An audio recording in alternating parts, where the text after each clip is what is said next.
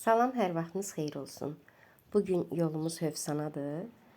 Havanın günəşli, isti olmasına baxmayaraq çox küləkli idi.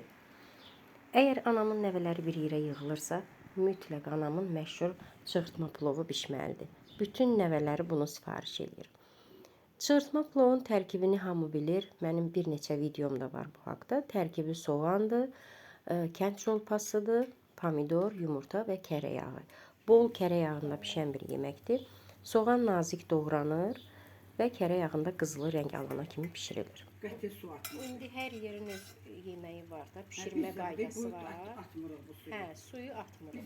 Demək, cənub bölgəsində əsasən Neftçalada pişən çığırtma növüdür.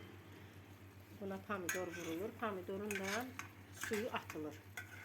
Yəni pomidorun qabı soyulur. Xörək turşu olmaz. Turşu olmasın deyə.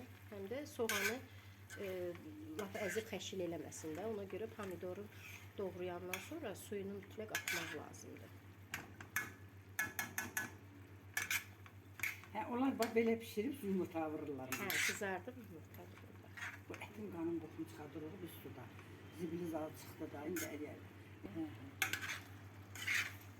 Bizim su turşu. Valla bu gözün hiç yanmadı. Anam yeməyi bişirə-bişirə çığırtma plov haqqında o qədər məsləhət verdi ki, elə mən də istədim. Həmin səsləri videoda olduğu kimi saxlayın. Əgər çolpa biraz yaşlıdırsa, yəni əti bərkdirsə, mütləq biraz qaynadılmalıdır. Burada deyir ki, əslində hər ailə üzvünün sayına görə bir ədəd yumurta götürülür.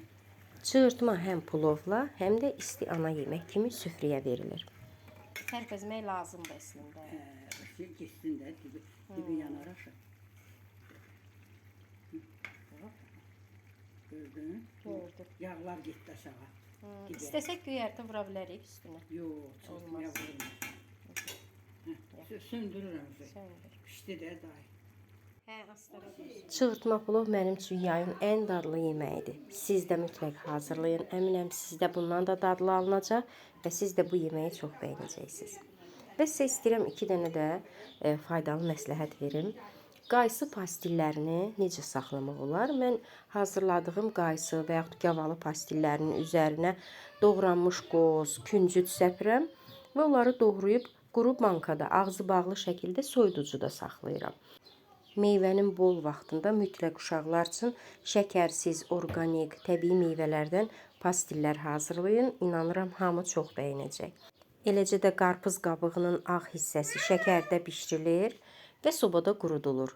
Quru meyvə kimi, konfet kimi çox dadlıdır. Mütləq hazırlayın. Hazırlayan hər kəsə nuş olsun.